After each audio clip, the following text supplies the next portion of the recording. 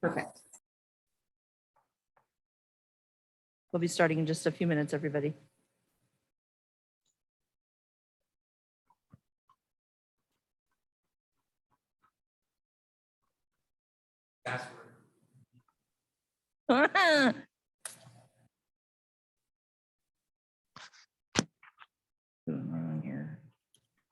Hello. I like it. I'm freezing. I had to go back upstairs. This is perfect. I know, it feels great to me. We both live in caves.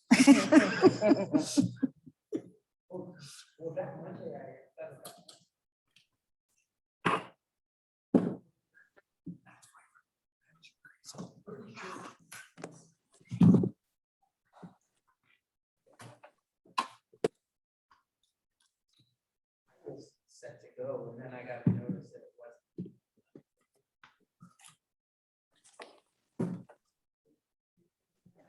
We didn't join, we didn't have to with the Yeah. council. Yeah, it was a regular scheduled study session. Was it on a Monday on the 23rd? Yep. I was set to go, and then I thought I got a message saying no. Oh. The 29th was canceled. The June 29th meeting, but May 23rd did happen. And Mr. Chair, we're ready to go.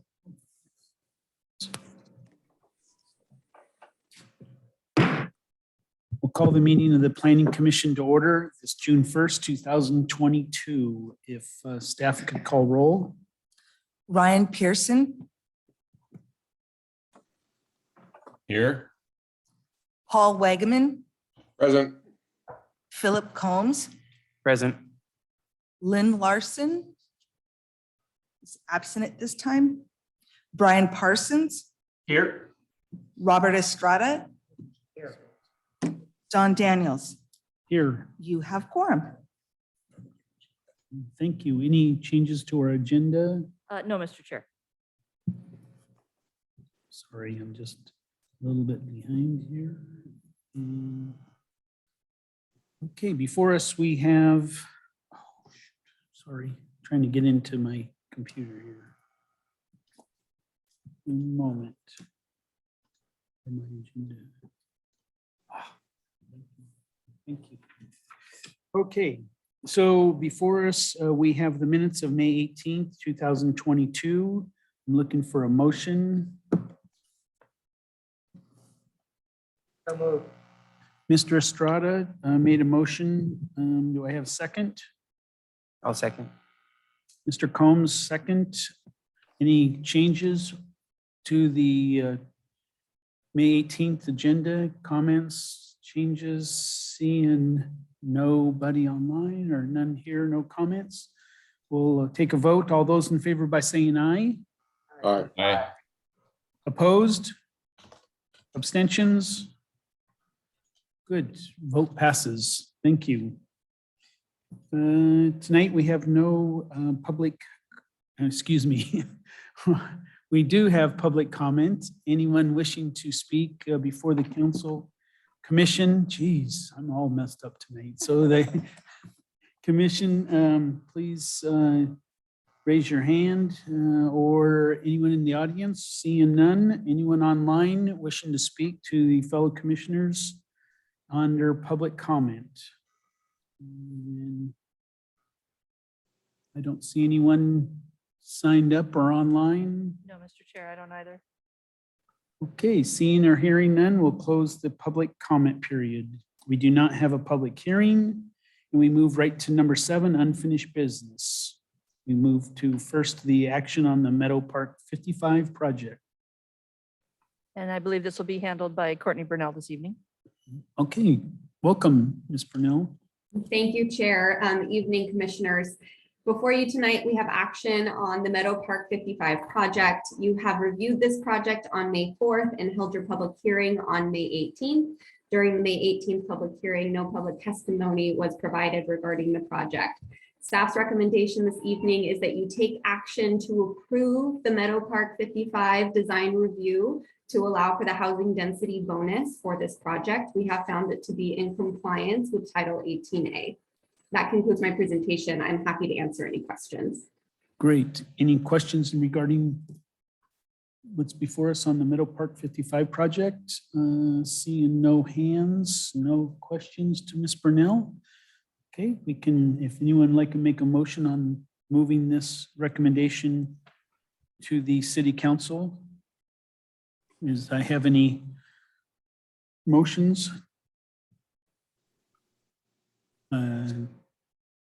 Questions? Oh, I'll motion to move forward with ma- the recommendation. I'm not sure the right vernacular for this, but I'll motion to approve. Okay, and we have Mr. Combs made a motion to accept the recommendation of approval for the Meadow Park 55 project. Second, Second. Mr. Estrada, second. Any discussion? Let's see, seeing none at this time. Chair, you have Yes. Mr. Wagaman. Oh, Mr. Wagaman, yes, sir. Unfortunately, I missed the meeting where we got the big briefing on this. Does anybody there have, what's the advantage or the benefit to the city for doing this?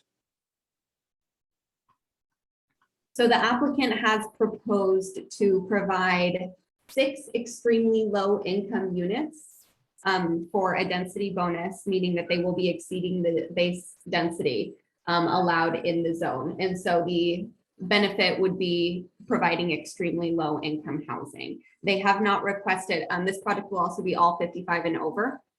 There's 1 parking space per unit required for 55 and over in this zone. And so they've not requested any parking reductions. We did review another one of these a couple months ago that did.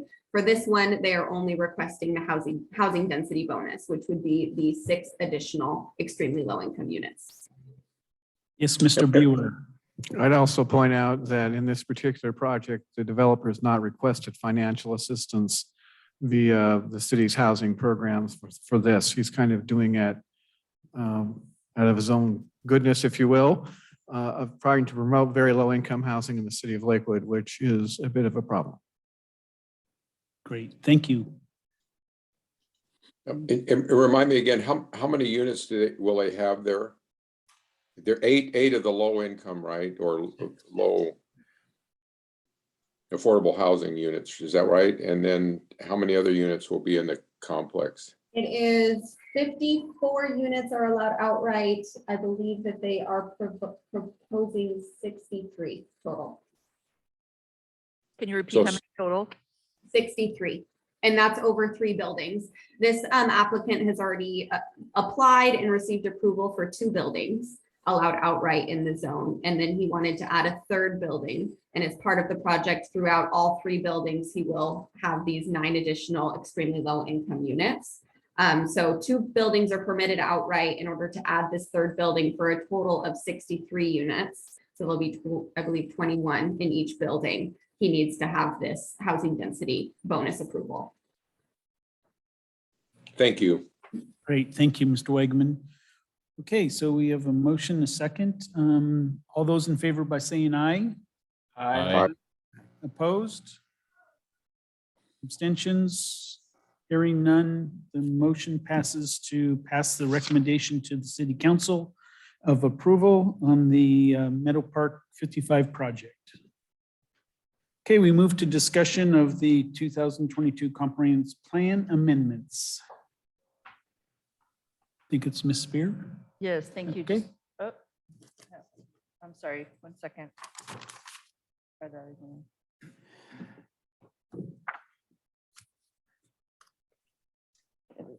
So the comprehensive plan amendment cycle has been in front of you actually a number of times already this year. Last meeting, there was the public hearing, which was provided for comments, and you did receive both oral and written comments. In tonight's meeting materials, the city provided responses to comments and questions that were submitted either in writing or live during the testimony at the last meeting. But what I have for you here tonight is really the opportunity for you to discuss whether or not you wanted to make any amendments to any of these amendments, or if you had any questions of staff or anything in reaction to the comments, or excuse me, the responses to comments that were provided to you. So just a reminder, if anyone is wishing to see the history of how this has presented to the Planning Commission so far, you can go and find all the meeting materials online, as well as recordings of all of the Planning Commission meeting hearings. This is a quick summary of the 7 amendments. The first is a rezone of one parcel by St. Clair Hospital in order to preserve an oak stand that was in keeping with the original master plan that was approved about 15, 20 years ago. The second is probably the most complex. This is the update to the Tillicum 2011 neighborhood plan, and also we'll look at the boundaries of the Tillicum Center of Local Importance. Third is looking at the review of the housing chapter and related development regulations. Fourth is looking at adult family homes being located within Air Corridor 1 and 2 in the city. Fifth is just some technical updates to reflect the adoption of Vision 2050 and also changing the name of Center of Local Importance to Centers of Municipal Importance. Six, again, is a technical amendment where some maps that are outdated are being replaced. And seventh is probably the second most complicated, if you will. It's the updates to both citywide and specific to Lakewood Station District parking requirements. As you see here on this screen in italicized text, the department is recommending approval of all of these with the exception of, with number 2, a request to clarify that which parcels to rezone. If you remember, this was given to you with a couple of different options. And then also a request or recommendation that you also asked the city council to incorporate a full update of the neighborhood plan as part of the 2024 comp plan update. The third amendment regarding the housing chapter, it's recommended that this be continued into the 23 or 24 comp plan cycle, given how long it is going to take to get through that review and the consultant work that's underway. The rest of them are all recommended for approval. So with that, Mr. Chair, I can walk through these as you wish to have conversations, or just turn it back to you and however you want to handle each one of these, or take it all together. however you So we'll prefer. just, if we could, we just start with number 1, and Okay. we'll see that way if anyone has any questions, then we can move on and forward. So to the number 1 is that open space regarding the St. Clair Hospital, Gary Oak parcel trees. Is that correct? Correct. And the arrow on the screen on either one of those images shows you the parcel that we're talking about. It is, as obvious as you see, mostly a parking lot, but on the aerial view on the right, you'll see over to the far edge, there are a number of trees still standing, and the intention is to protect those trees going forward. Great. Any questions regarding to this comp plan amendment number 1? No questions, and I can't see anybody online on my screen when you Sorry. have this, but no, it's okay. Okay, seeing, Mr. Wagaman, unmute yourself. All right, my question would be is, okay, so we're gonna protect the trees there. What happens if they want to do something different with that parking lot? How close to the trees can they get? Is there some rule on that? I think Mr. Buer is ready to answer that, Mr. Chair. The Yes, trees Mr. were Buer. actually required to be set aside in perpetuity as a part of their approved master plan. So they cannot take out the trees in that northeast corner. And rather than having it in the master plan, when people change positions and the like, we thought it best would be to change the zoning so that the zoning matches what the master plan approved. So it just be that corner. And that would be the extent of the amendment. Great. That good, Mr. Wagaman? Well, I guess, so there's lots of open space there. And, we've talked about sometimes we've got more parking in some places than we need. And so the question is, are we gonna, like when the water, streams and stuff, we have a setback of so far. Is there a setback with regard to this, or is that whole piece of property, you can't do anything with it because of the Gary Oaks? Again, going back to the approved master plan, that northeast corner cannot be developed, period. Okay, so that's what we're saying. Nothing, it's gonna stay a parking lot forever, plus the trees. I cannot say that it will always stay a parking lot. The hospital could come in with an amended master plan and suggest something else. And given the fact that that parking lot is not used that often, I would assume that over time, they may wish to provide additional offices. That would be okay if that's what the city approves as part of the master plan. But again, that corner would be permanently set aside. Ms. Brunel, you had a comment? To Mr. Wagaman's question regarding a setback from the tree stump, we don't currently have any standards in our code for that, but I do think it's very likely that we will adopt standards as part of the tree preservation code update. So as of today, no, there is no setback or buffer around the tree base. But in the future, it is likely, and that's something that'll come before you during this tree code update. So if we vote to approve this as we send it to the council, then basically what we're saying is that this whole section, they'd have to go through some other process to do any changes to that. They'd have to, as Mr. Buer said, redo the master plan to change it. And so we do have protection there, but we haven't locked it out, say there can't ever be development there. That's all I wanted to know. Thank you. Okay, any other questions on number 1? Seeing no hands. Take your hand down, Mr. Wagaman. Okay, we'll move into number 2. So this is the Tillicum one, and I would suggest, as you see here, there's 4 different subsections. So I don't know if you want to try to take them all at once or 4 at a time, or 1 at a time, excuse me, of the 4. Any one at a time? Okay, so the neighborhood plan adoption 2022 addendum to 2011 neighborhood plan identifying. Any questions regarding that part? Seeing nobody question on that. How about the adopting staff's opinion on option 2, zoning coupled with Habitat for Humanity in Silcock Island corporate, the corporate requests? Any questions on that particular one? And for I'm sorry, I the, was looking at. Oh, sorry. I was go looking at- ahead. This Where is, am I? this is option 2. Okay, option 2. Okay. What that shows you there is that all the parcels in red outline would be rezoned to mixed residential 2. The OSR2, open space and recreation one in green would remain the same. And the R3 in orange also are remaining the same. Yes, Mr. Buer. Just for information, as of yesterday, Bill's Boathouse has filed for a demolition permit.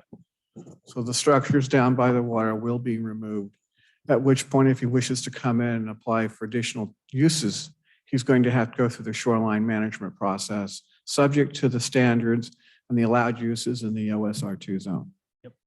So I do have a question. We had public comment regarding this property, Bill's Boathouse, the parking, traffic, off-street parking, whole different issues that was brought up to us.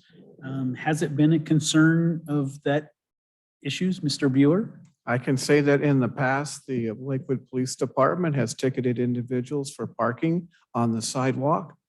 I think that purpose or that process may have changed. I don't know why. I do not work in the police department per se. I have forwarded the comments regarding police department activities to the city manager. And so I'm going to leave it with the manager to speak with the police chief on that subject. I will also tell you that we have our community's resources team meeting with the police department tomorrow. This is one of the issues that I will bring up is concerns about parking on the public streets. Although while I can provide the information, I don't personally have the authority to require the police department to enforce it. I hope that's communicated okay.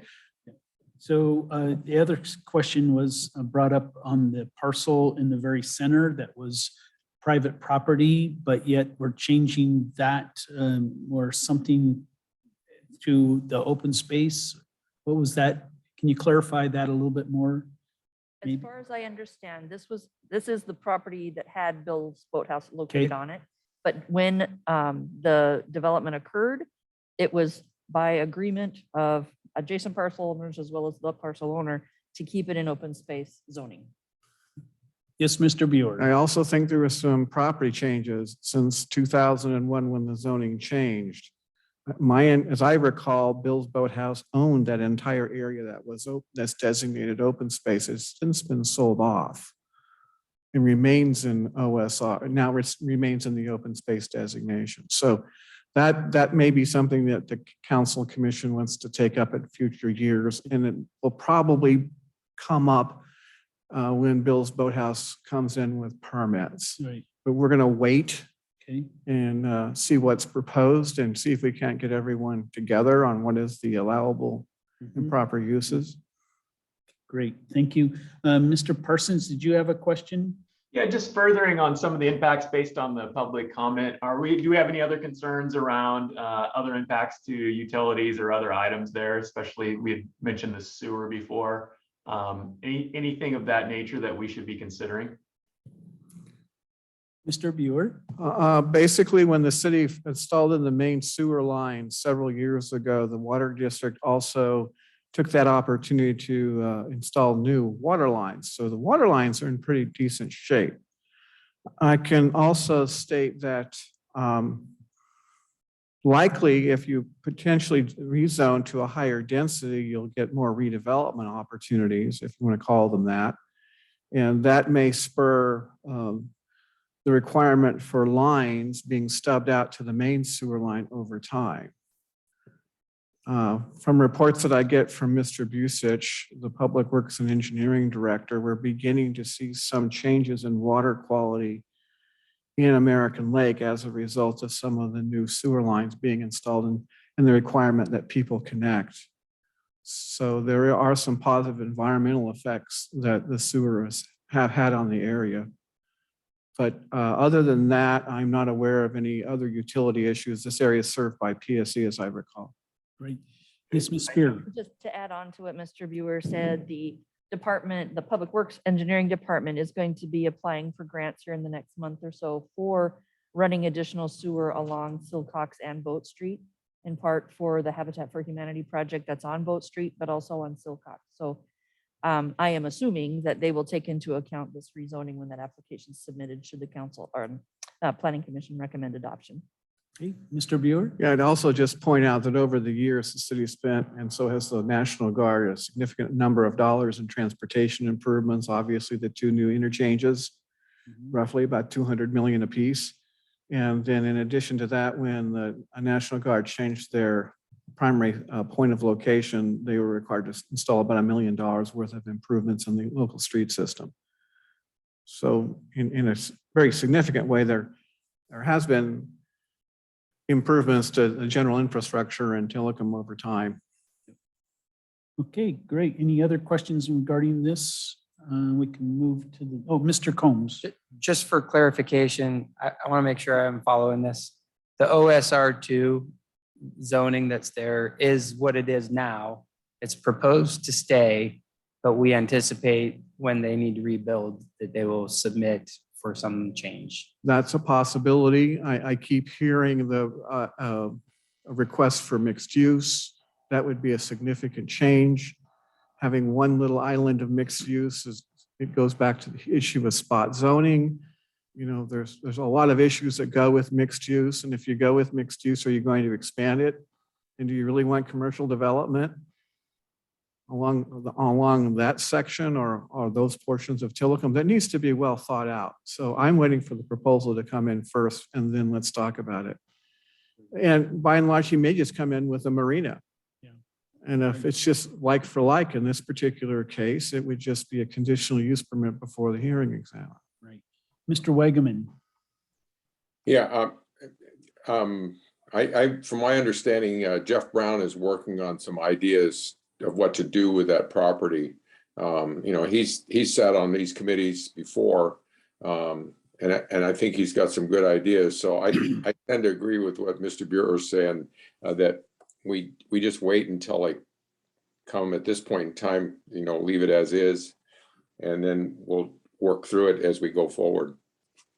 Great. Thank you, Mr. Buer. Just to make sure that the council has all the information, haven't forgotten anything. What was really began as the driving force behind this was Habitat for Humanity's desire to put in a 9-lot subdivision on the lower section. Yep. And then with that request, the thought came up, do we wish to expand it to a larger area? There's some objection to that if the commission feels it's more appropriate to reduce the zoning or not have that higher density on the upper part of that map. That's at your discretion. And you have that opportunity to make that recommendation if you wish to do so at your upcoming meeting, but not tonight. Yep, thank you. Mr. Estrada.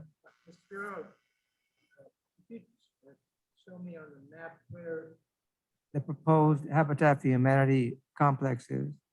Can you see my arrow, I Mr. do. Estrada? This is where it is, right? Okay, got it. Thank you. And some of these they already own and they have been rezoned recently. Mhm, What's actually being requested during this cycle is this item or this parcel down here mhm. to follow in line with those that were already rezoned last year. Keep in mind too, if you're familiar with Tillicum, this used to be a derelict mobile home park. So the city did an abatement action on, and then once the land was clean of the trailers, and it was used as a garbage dump. So any opportunity to see something on there that brings in housing and families is probably a good idea. Yep, absolutely. Okay, I think we can move to the next.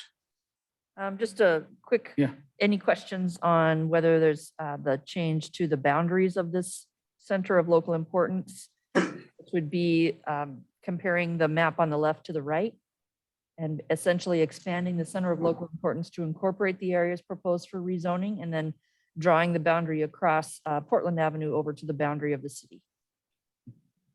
Any questions on this proposal? Yes, Mr. Combs. I guess getting back to the comments that came through before, I thought they were all really good. And some of the points that were brought up were related to parking, and I didn't have any objections. This is a neighborhood I'm familiar with, and I'm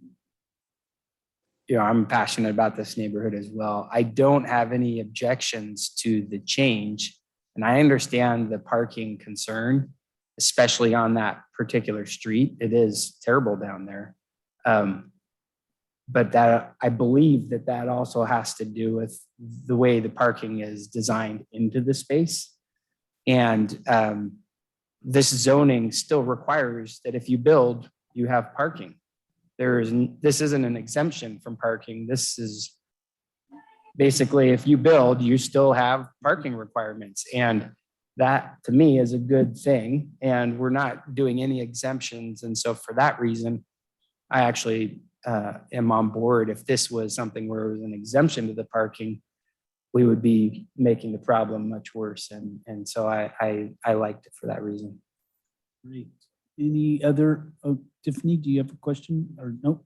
I see no other comments, questions. Okay, we can move on. I'm sorry. Very quickly, the Yeah. very last one is a simple one word or one sentence change in 18A10 to recognize the fact that this is a sub area and there may eventually be development regulations associated. So that was it with that one, Mr. Chair. All right. The next one, and I'm sorry you can't see the top of the screen, it's numbered 2022-04. This is the Tillicum Neighborhood Plan. I'm sorry, no, it's not. Number 3. This is the addendum. Forgive me. Okay, here we go. Number 3. This is just a recommendation from the city to postpone action on this amendment until a future comprehensive plan amendment cycle, letting the consultant work complete. It's underway, but nowhere near done. Any questions on that? Can have a continuous until 2023 or 24? Hearing or seeing none, we move along to number 04.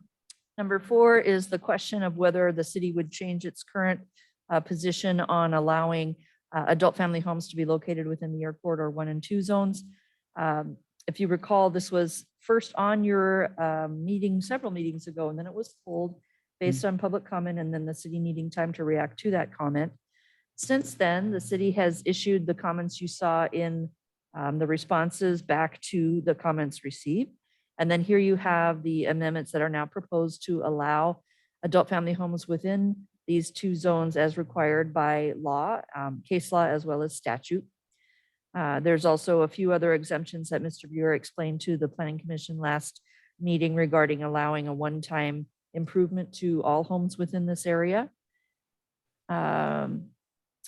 Just statements here about the fact that we are in a situation where it's somewhat confusing. We have some state statutes and policies that say jurisdictions really work with military installations for compatibility and use and be safe.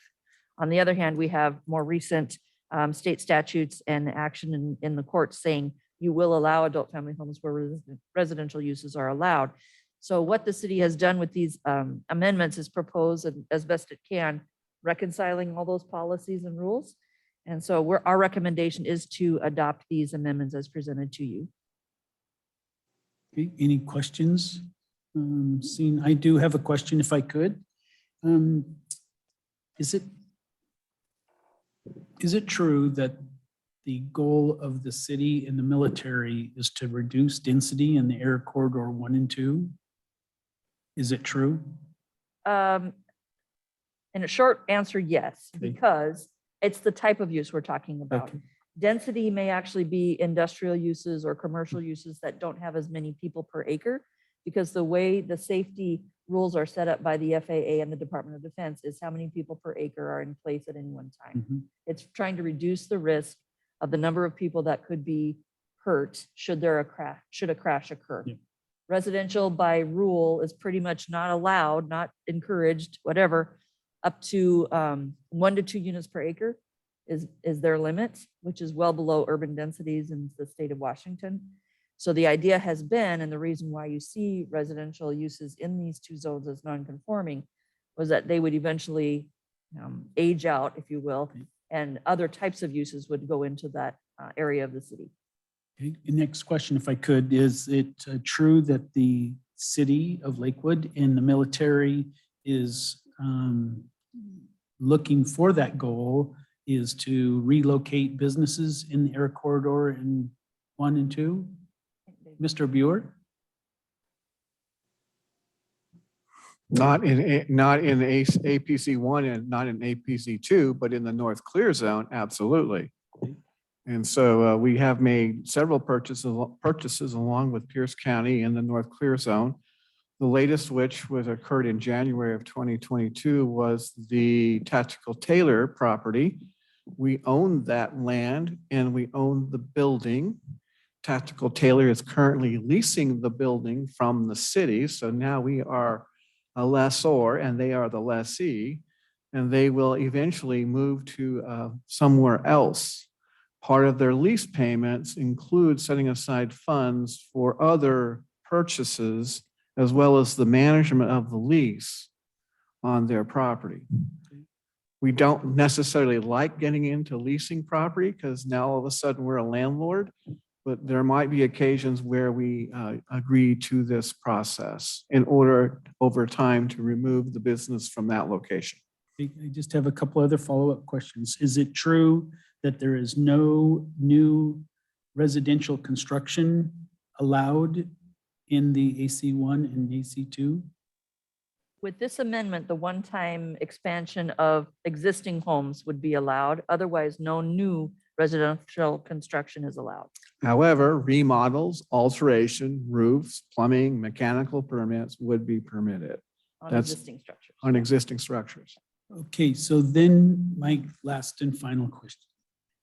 Why is it then allowed for every current non-conforming residential home, is it a one-time able to change possibility to adult family home that will handle more individuals when we're trying to reduce?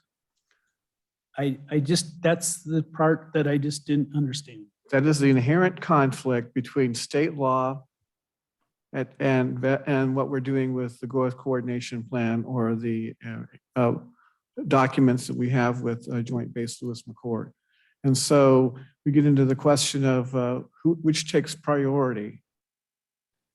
we are an agency, we are an element of the state government. So I would seem to suggest that it is the city of Lakewood's role to follow with what the state says. And if the federal government has a significant concern about it, it was really up to them to take on the adult family home issue. So far, they have not chosen to do so.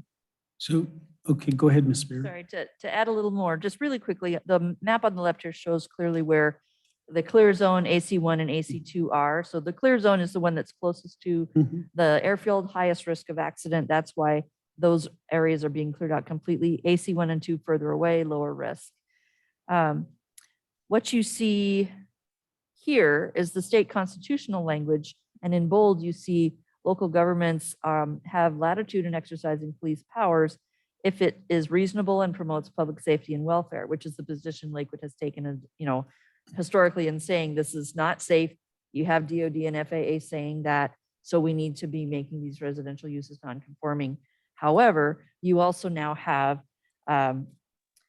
the language right here at the bottom, RCW 71-128-140 sub 2, which says an adult family home must be considered a residential use and allowed where all residential uses are allowed. So we've got competing policies at the state level.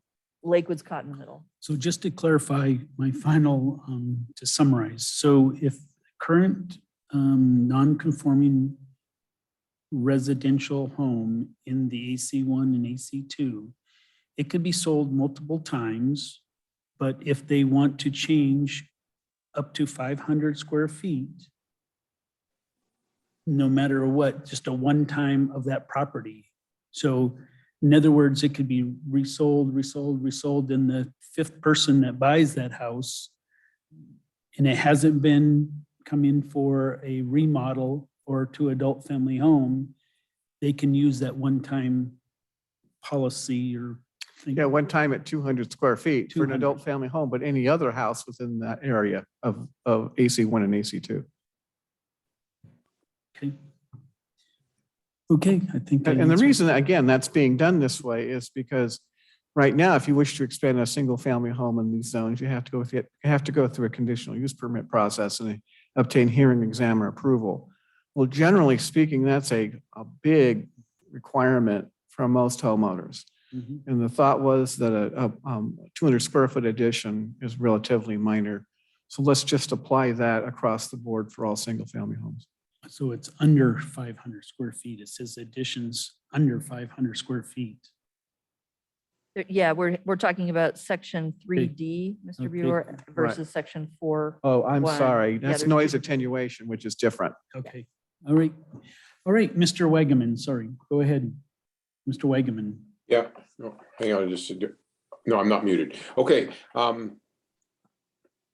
so how long will this, I mean, is the ultimate goal that when these people sell this property, or is to get it totally vacated with no residents in there at all?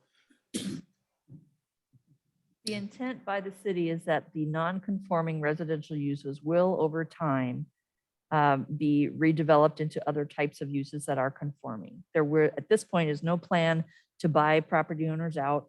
There's no plan for if it were to go on sale that the city would step in and buy. But the idea is because the properties eventually are not able to get improved, they're going to be less and less valuable over time. People will decide to sell, and maybe a commercial or industrial use comes in that is conforming to the type of densities that are allowed within the AC1 and 2 zones. Okay, well, I appreciate that. I guess the last question I would ask is, you always have the fear of a BRAC coming. Do we think we're doing everything here that would make sure that we don't make the short list and get to move our bases away? Mr. Buer? Well, I can't comment on what the BRAC requirements would be, but we do a number of things to address keeping density low and keeping prohibited uses out of these areas. This is just one element of it. We also prohibit quite a few commercial uses that want to come in with higher densities. We have also prohibited industrial uses in the North Clear Zone from coming into these areas. And we have excluded churches or religious institutions from these areas because of their occupant load that they bring in. So those are some examples of the things that we do, but there's a long list within the joint land use plan that talks about the issues that the city of Lakewood takes on as trying to, if you will, keep a BRAC action from being considered in Lakewood. Mr. Pearson. Yeah, I just, is there anything else that we could do to, I guess, make it so they couldn't add additional or new adult family homes? Or, I mean, I know you mentioned that we're kind of in the middle, stuck in the middle, but is there any other like options as to how we could stop this from going forward? It just seems like if the overall goal in the end is to get, rid of the single family, all the residential stuff in there, that we're kind of like compounding the issue a little bit. And I know it's a challenging situation to be in, but I just didn't know if there's any other ways, to kind of make it so they, so folks can't, keep putting or wanting to put adult family homes in the area. Mr. Buer. The state has done an incredible job, and I give them credit for this, for changing the state statutes, WACs, building code, which has special exemptions for adult family homes that makes it almost impossible for us to try to do anything other than allow them. The other piece that I will speak to is, what was I going to say? The city attorney has given us very clear direction on what we should be doing here, and so I'm trying to follow it as best as possible.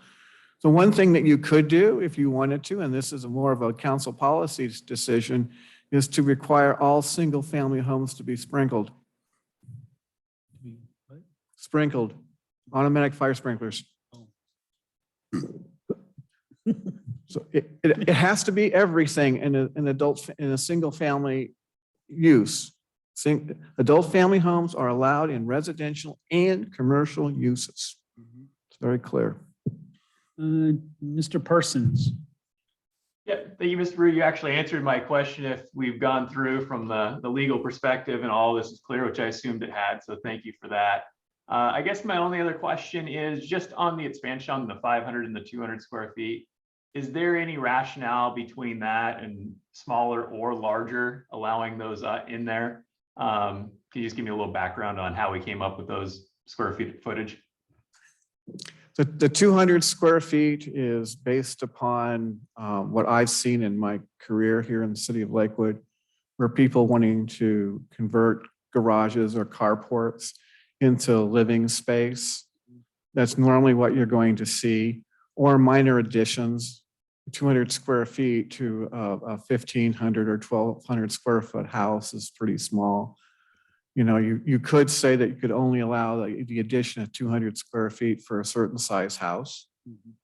As far as the 500 square feet, that's a carryover from the ACUS language in Pierce County Code that came about in the mid 1990s. So you have a difference there. Mr. Wagaman. Yeah, let's see, I'm unmuted. I have a question. When Mr. Buer brought up that we could possibly suggest putting sprinkler systems in all residential places in those areas, is that, we'd have to really talk to the water district on that, because having done some things with the water district, that may be problematic for them to have that much water out there available to, run sprinklers in all those places. Yep. Okay, good comment. I have no response. I'm just providing options to Yes, the commission. yes, options, right on. Thank you for your comments, Mr. Wagaman. Mr. Pearson, another follow-up question? Yeah, just a follow-up. I mean, kind of going back to trying to, not compound issues. It almost, I don't know if it's a horrible idea, I guess, but just not allowing any additions or expansions to existing residential units in that zone. That certainly would not encourage any additional, adult family homes. So that's just kind of a comment, I guess, out there Yep. for anyone else to think about. Thank you. And Mr. Buer does have a comment. Yeah, I was trying to be nice to property owners with the 200 square feet, and it may not be something the commission agrees with. I understand that. I would also tell you that on adult family homes, we've been to court once already and we lost. If we fight on adult family homes a second time, the courts will probably say to us, what did you not listen to on the first time around? So it probably wouldn't go very well for us. So there is some sensitivity to the subject of moving forward with too strict regulations on this. Okay. I appreciate those comments. Sometimes this doesn't make sense and sometimes the logic behind it is mystifying, so if I might say. So thank you for those comments and everyone's questions. We can move to number 5. Thank you, Mr. Chair. Very quickly, this is one of the technical amendments where we're changing the name of the city's 8 centers, of local importance, changing them to be called centers of municipal importance, and then updating all of the maps titles related to that. And that's the length and breadth of that amendment. Thank you. Any questions regarding to 05? So seeing none. Number 6. Number 6 is also updating maps and language within the comprehensive plan, simply to update some outdated maps after the Parks Legacy Plan was adopted in 2020, and also updating some maps to show the 3 sub areas within the city that have now been adopted. So Tillicum, Downtown, and Lakewood Station. That's it. Any questions regarding 06? Pretty straightforward. Move to number 7. Number 7 is the parking requirements that the Planning Commission has spent some time on with the 2 sub-area plans over the last few years. But the request was made by the City Council to bring this back once more to look at both the citywide and the Lakewood Station District sub-area parking requirements. And so what you see in underlined language are proposed changes. Courtney Burnell is the one that worked through this process. So if you have any questions, she's here tonight for you to be able to ask. Any questions on 07? See Mr. Combs? No. Don't see any there. No questions. Okay, we can move along. All right, so that is it for the comp plan amendments tonight at your June 15th meeting. So 2 meetings from now, if you do have your 3rd meeting next week, that would be time for action. So at that evening meeting, the Planning Commission has the opportunity to thumbs up, thumbs down, or amend any one of these 7. So if you're ready to provide those amendments to the chair, I'm sure he'd appreciate them a little beforehand to be able to see them. Otherwise, June 15th is when this will be back before you. Great, thank you. Thanks everyone, staff as well, for answering some of those bullets that were flying your way or comments, so I appreciate it. Now we move to discussion on the Tree Preservation Code review. The presentation of the ad hoc committee's recommendations 1 through 7, and we have Ms. Brunel again. Yes, good evening again. Tonight we are back to present on, we'll call it phase 2 of the ad hoc committee framework report and present some options to you. I am joined again by Ms. Lisa Bruder from Burke Consulting, Chris Pfeiffer, and Alex Hancock from Planet Geo. Thank you all so much for coming. The way that we plan to move forward with the commission is we've broken up the 12 ideas or key focus areas that we presented to the ad hoc committee into 2 sections. And tonight we'll be going over 6 in depth with 1 that will probably be a rollover onto the 15th. What you'll see is we have 3 options under each category. And so we'll have a no change option, a ad hoc committee option, and then a 3rd option for your consideration. And we hope that this will generate discussion as well as start to provide us with some direction to be able to bring forward some red lines on June 15th. So June 15th, we'll have a carryover. We'll also present the red lines of everything that is discussed this evening, if there is some consensus that's found. And then right now we are scheduled to have our public hearing on July 6th. I know that there's been some discussion about the potential for having a 3rd meeting this month. If that does happen, and we're looking at next week, we can have a carryover of anything that isn't covered this week, or if there's specific items you want to have introduced to next week, I can go ahead and take the lead on that. Lisa, however, will be unavailable. So with that, I'm going to hand it over to Lisa, who's going to start to walk us through some of our key issues. Thank you. Thank you, Courtney. So I'll share my screen and pass it off to Alex a little later. We wanted to bring back some information that the Planning Commission requested at the last meeting, which was some background on the rationale for having a tree canopy goal, and how that related to conditions in Lakewood. And so I'll give a little bit of background, and then Alex and Chris have developed more specific analysis for Lakewood that they'll share with you. But just for some initial background, when this project was started last fall, in terms of developing a public participation plan, the City Council asked for some information about current conditions and how this project related to its equity goals.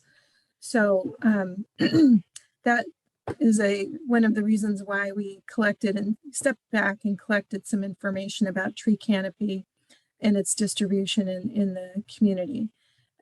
So these maps are fairly small. There are larger ones in the public participation plan, but I'll just walk you through the general findings, which are that in terms of tree canopy, the darker areas are where there's more tree canopy and the lighter areas are where there's less. In general, there's more tree canopy in the west side of the city that is the more recently developed area, less tree canopy on the east side of the city, which is the origination of the Lakewood commercial areas and so on.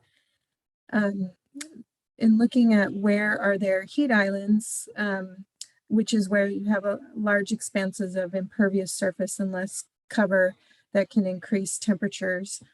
You can see in the areas with less tree canopy, there's greater heat island. This greater heat island and less tree canopy is happening in an area where there's lower incomes and more persons of color. So in terms of looking at tree canopy distribution and the city's goal of having equity in planning, one of the things that you'll see in Chris and Alex's work later are how could the city look at an overall city tree canopy goal and also further the city's goals to improve equity in terms of tree canopy distribution. And so the other thing that the commission asked for was more on tree canopy goals that other communities have set. We talked about in the slides last time where other communities are today, including Lakewood. And we mentioned that several communities not only had measured what they had for tree canopy today, but what goals that they were setting for the future to realize some of the benefits of tree canopy that Chris and Alex have mentioned in their previous presentations that have to do with environmental quality, aesthetics, and other factors. So you'll see here the information we collected from the other cities. Lacey has a canopy percentage just a bit above Lakewood's at 28%, and they have a goal of no net loss of tree canopy. You'll see other cities in the region and the state have set goals to achieve that go beyond their current canopy level. So Tacoma had measured about 20% tree canopy, and they have a goal to reach 30% by 2030 coming up here soon.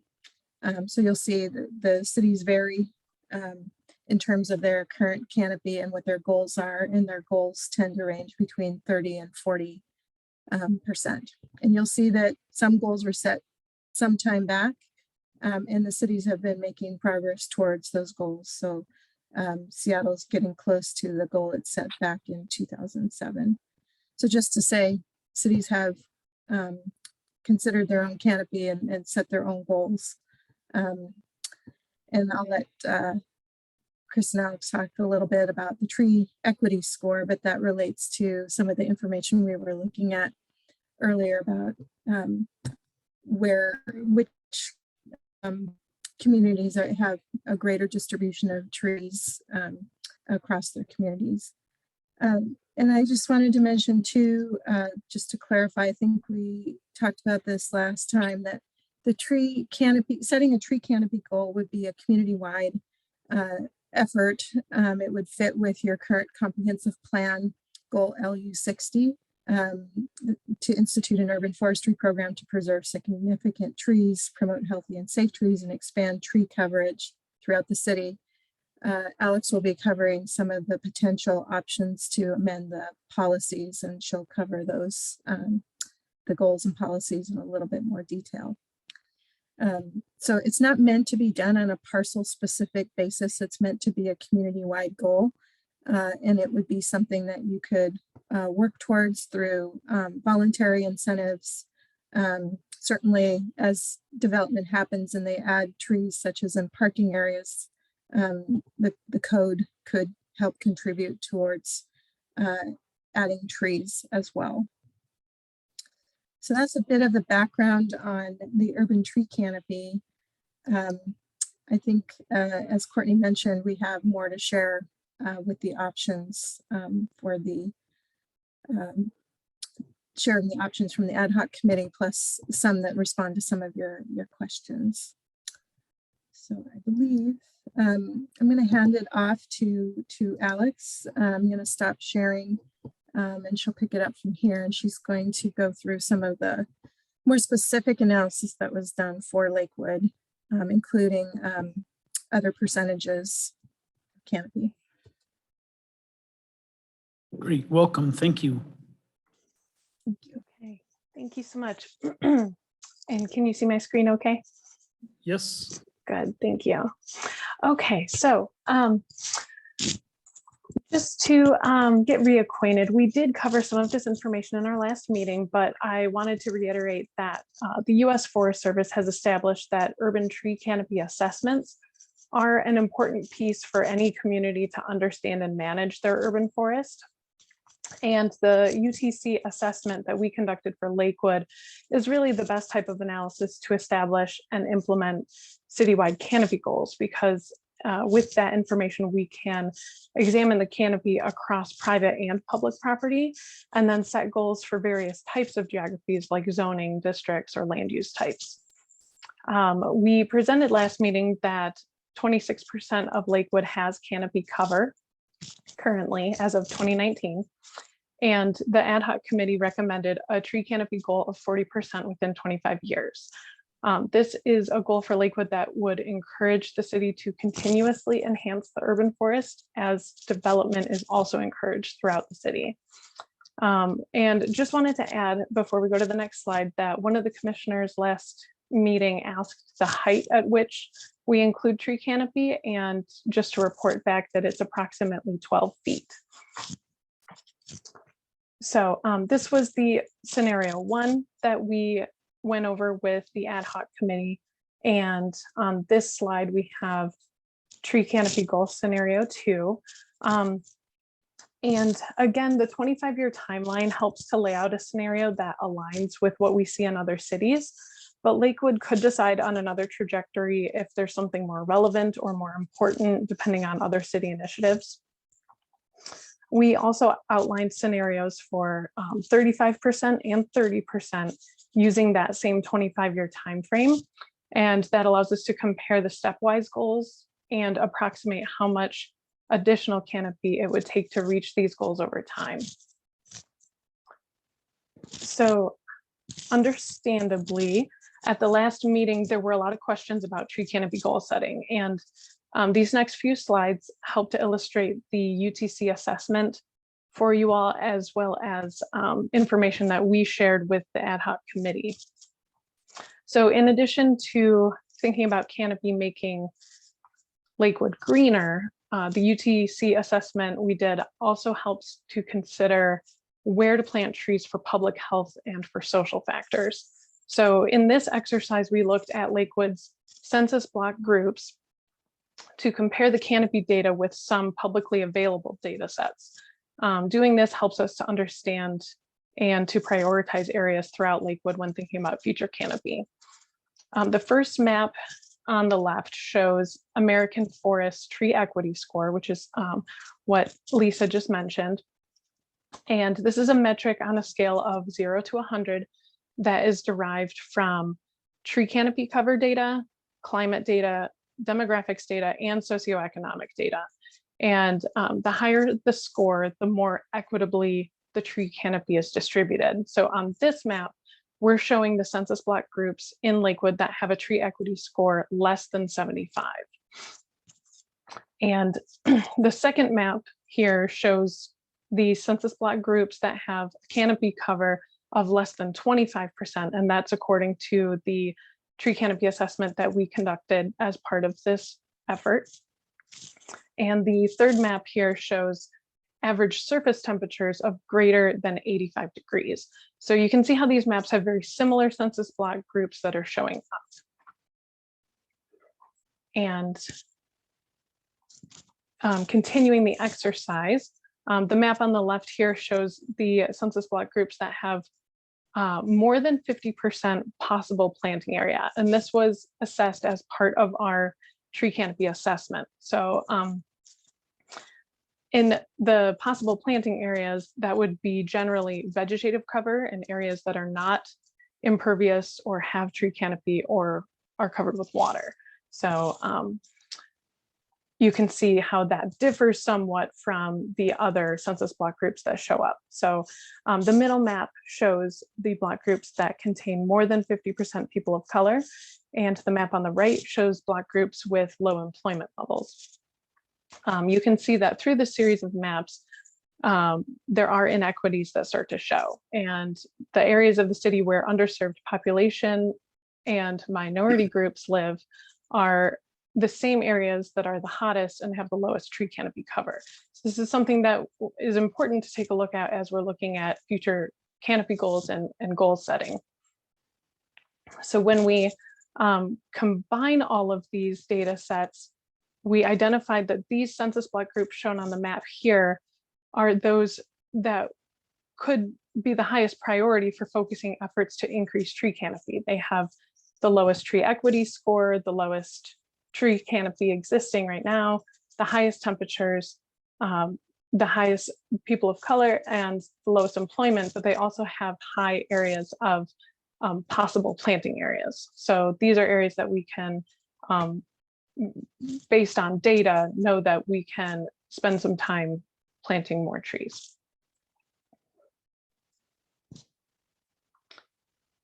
So additionally, we examined Lakewood's canopy by zoning category to identify some strategies for growth to meet that 40% goal. This chart has a lot of information in it, but I'll try to give a quick overview. For each zoning group, we compared the existing canopy with the canopy change since 2011, and also the possible planting areas so that we could identify realistic canopy to strive for within each of these zoning groups. So the modeled canopy percentage column, that's somewhat in the middle there, this shows our scenario that gets us to 40% canopy. So you can see that 40% is located there at the bottom. We calculated the net growth along with additional canopy acres needed. And then we were also able to calculate the ecosystem benefits that would be added for each category. You can see that the central business district, the industrial zones, and the rights of way do not have high growth goals here because the potential just isn't there. It's not as realistic to set really high goals there. But areas that are residential, open space, or zoned for public property have more opportunities for canopy growth, and maybe the air corridor areas could be higher. But there's ways that we can look at this and adjust it so that it makes sense for Lakewood. And again, we've included the 3 stepwise goal scenarios for you here that show the 40% canopy goal, 35% canopy goal, and 30% canopy goal. So with that, I will stop to see if we have questions before we get into our red line review. Mr. Pearson. Yeah, thanks. A couple of questions. Earlier on, before you were presenting, there was a slide about that had like City of Seattle, Lacey, Tacoma, and it said that Seattle's goal was done back in 2007, and now they're at 30, almost 30% or something. Do you know what where they were at in 2007, and same with these other jurisdictions? Are they aggressively, coming up from 15 or 20% to 30, or was it, were they at 26 and now they're, at 28 or something? I don't have the exact information about where Seattle was in 2007. For example, most of the cities have set those goals more recently than Seattle. I will try to find that. Okay. Yeah, I was just curious to see, that's a good amount of time, and, it'd be interesting to see, how things have changed in 15 years or whatever that has been. So, Sure. And then my other question was, with these percentages, and you may have answered it or talked about it already, but are the water areas not included, or are they included, and is that the same? Do you know if that's the same, is it all calculated the same for each jurisdiction? There's some sort of standard way to calculate it and not include things? Yes. So water, for all UTC assessments, water is excluded because that can heavily skew results depending on if it's a coastal community and has a lot of canals, things like that. So yes, water is always excluded from the calculations for UTC. What sorts of other things are excluded? Just water. Oh, just, okay. All right. Mr. Wagon. And we do use the land boundary. So that is sometimes different than the actual property boundary. So it would be closer to the land instead of going out into, I don't know, any other type of landform. What my question has to do with, on this canopy thing, what is the life cycle of a tree? I mean, how long do you expect a tree to be there? If you look at Weyerhaeuser and the Canadians, they talk about it's a renewable resource. So in other words, it's going to get planted, it's going to be here on Earth for X number of years. At that point in time, it's going to get replaced with something else, and we'll harvest the lumber or whatever. Any of that consideration? Yeah, so we do factor in mortality rates into our canopy goal setting. And Chris is on the line. He might be able to go into a little bit more detail, but trees have all different types of life expectancy. And so I think urban trees, we calculate for a lower life expectancy than if it was in a forest. And so I think some of those mortality rates are in the calculator sheet that we have. Chris, can you share a little more information on that? Yeah, sure.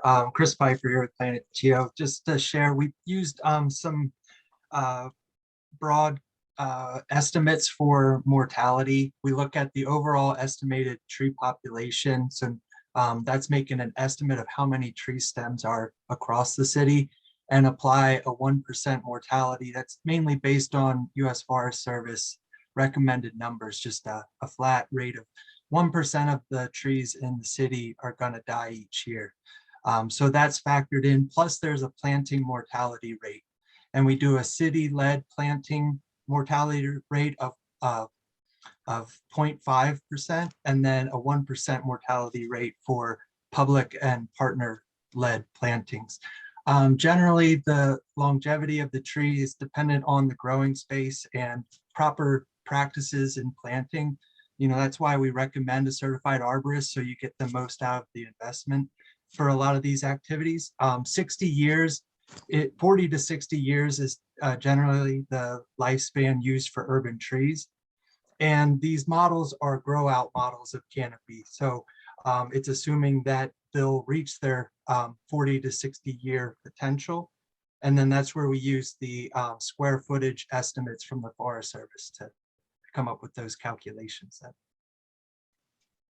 So do you know, with here in Lakewood, we have a lot of fir trees, so there's some real valuable lumber there. Did you do anything on, you know, harvesting and replanting in that particular area? Not with this study, but in, you know, a comprehensive urban forest management plan, those types of plans take a look at the full life cycle of the tree, the site, the carbon, the biomass. And so that's where, you know, strategies like that should be more explored in more depth than I would think. Thank you. Mhm. Any other questions? Mr. Estrada? So you started off by saying that Lakewood has a 26% canopy, and the majority of it is on the west side. And then you went through all your slides, the impacts, all on the east side. But then your recommendation was that you split it. Half for the west, half for the east.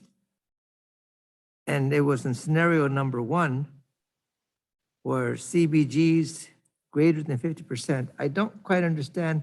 That was the biggest impact, I guess, that had you go to the recommendation that, yeah, we should go half and half. I didn't quite understand how you reached that conclusion when right off the bat you said everything is on the west. We need to have more on the east. That there, I guess, is where it all came about. If I understand the question correctly, this just shows the census block groups that have the highest potential to reach that 40% UTC based on the conditions that we have listed here. So these are some higher priority areas within the city that will have enough land to achieve that 40% UTC. Some areas, and maybe it's helpful to talk about this a little bit as well, because when we look at everything by zoning district, obviously residential areas will have greater green space because of the yard space than a commercial area will. So we have to factor in what's realistic based on the available amount of possible planting area within those districts. So while it is important to increase, like for commercial zoning districts, we would be increasing by 3.9% here. It is important to increase there, but we have to be realistic that we can't add as much as we would in open space or other areas. Okay, so if I understand you correctly, you're saying that, sure, we'd love to have more tree growth on the east side, but practically we can't. The conditions aren't there. Well, we are able to add canopy there. And it really, I mean, these zoning districts go throughout the city, so it's not exactly matching here, but these census block groups here, we, by the calculations, find these to be high priority areas to attempt more aggressively reaching that 40% goal. Right, and if I could add, Chris Pfeiffer here, you did a good job explaining there, Alex. I just wanted to also mention that this study looks at scenarios. It won't get to the step of shovel-ready projects, but it will look at things to consider. Maybe you get a grant for addressing, you know, air quality, focus in on those areas, or a grant that addresses, you know, a multitude of these different situations, then identify where some priorities would be for that. It really makes a compelling case when putting together grant applications, or for taking this to the neighborhood level then and saying, we've identified your neighborhood as being the most in need of trees, and building that support and identifying those actual projects. So With this project, the city will have all the GIS data and these scenarios where we do look citywide, but it's going to take additional work for finalizing planting strategies to reach the goal. Thank you. Appreciate it. Sure. Yep. Thank you. I don't see any other questions at this time. Mr. Chair, I have a Yes, comment. Mr. Buer. Just very briefly, when looking at the equity maps, I want to be very clear because people forget this. Lakewood incorporated in 1996. The situations in those neighborhoods have not fundamentally changed. So we inherited a problem that we are trying to correct or fix. So I give the city, kudos for wanting to take this on and resolve the issue. Yes, there is the disparity, but also too a recognition that there's a desire to fix this because it was not necessarily created by past city policy. Great. Thank you. Okay, do you have more presentation or is it concludes? Yes, we will go through now the red lines briefly so that we can discuss those by each key issue here. Okay, go right ahead. Yes. Okay, so we have so our first key issue is to establish this citywide tree canopy goal. And so a citywide tree canopy goal is typically included in a comprehensive plan, and then supporting sections of the municipal code would also include mention of that tree canopy goal. So currently in the comprehensive plan, there is one goal and there are 3 policies that specifically support urban forestry, along with other policies promoting air quality and trees. And in the municipal code, Article 3 for tree preservation does not currently reference tree canopy as a unit of measure, but it does reference the fact that city tree funds can be used for the purpose of monitoring tree canopy. So any additional tree canopy goal setting would be in addition to what you have here. So option 1 is to keep the existing language as it is and not to establish a citywide tree canopy goal. Option 2 is to incorporate that 40% tree canopy cover language, and that would be under goal LU 60. And it would include the word canopy to establish tree canopy coverage in the goal. And then for one of the policies, it would be LU 60.4, work towards a citywide goal of 40% tree canopy cover by the year 2050. And it would also be appropriate to establish tree preservation as an essential strategy for meeting Lakewood citywide canopy goal of 40% tree canopy cover. And that would be in the purpose section of Article 3. So this is option 2. And then option 3 would be simply to have the same edits except 35% instead of 40%. And Lisa, do you want to talk a little bit about the fiscal impact now? Sure. Based on the Planning Commission discussion last time, we provided some qualitative information about what it might mean to set this goal. So if you were to set a goal in the comprehensive plan, that would likely mean tracking it over time as you look at the implementation status of your comprehensive plan. So it might be staff time to develop that information and share it. You already have a policy about establishing an urban forestry program. If that program were set up, it could be the location of where that goal could be tracked. And as I mentioned, this is really more about setting this overall intent. And there's a variety of voluntary or incentive-based ways to add trees, as well as address it through your regulations and permitting to implement this.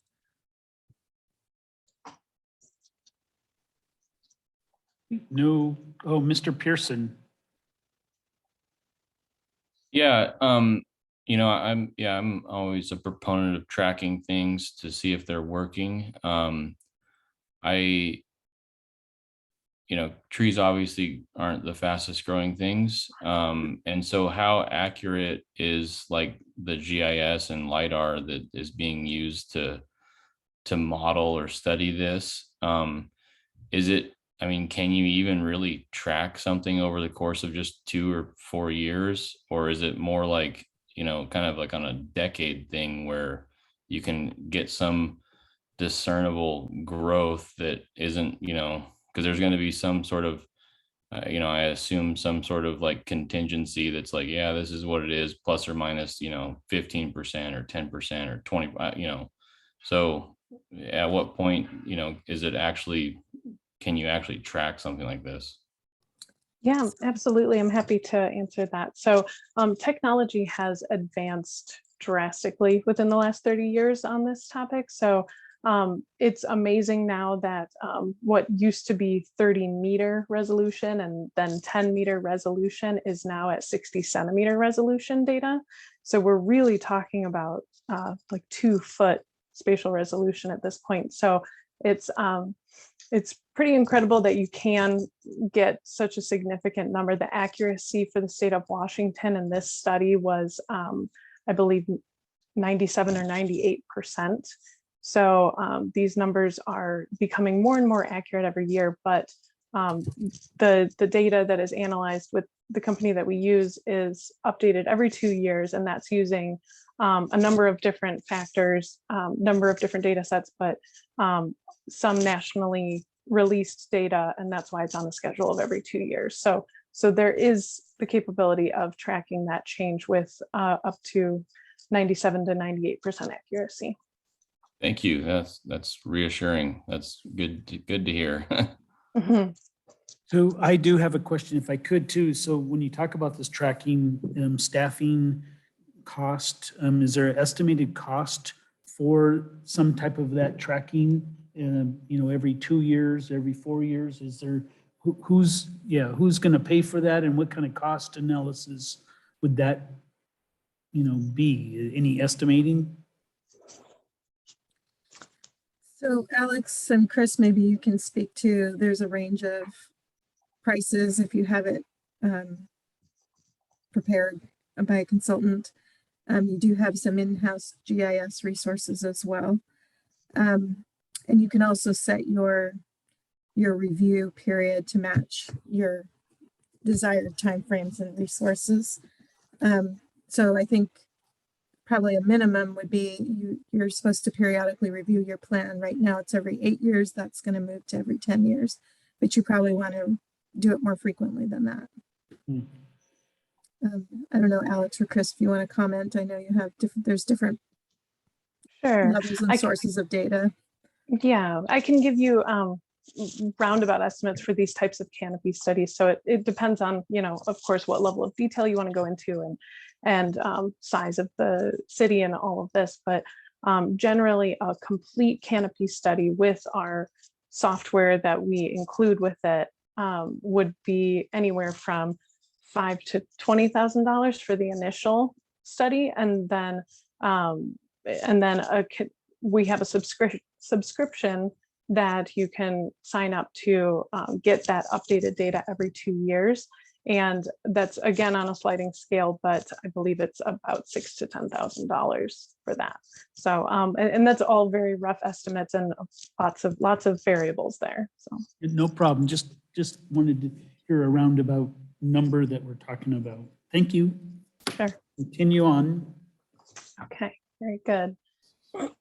So for key issue 2, as you recall, there is a single family residential exemption for the tree preservation code at this time. So that is relating to lots of less than 17,000 square feet. We went over some of that analysis with you last meeting. And the option 1 here would be to keep the existing code language as it is. Option 2, as recommended by the ad hoc committee, would be to strike this exemption completely so that there would be no exemption for single family properties here. And that would be struck in 2 separate pieces of the code here.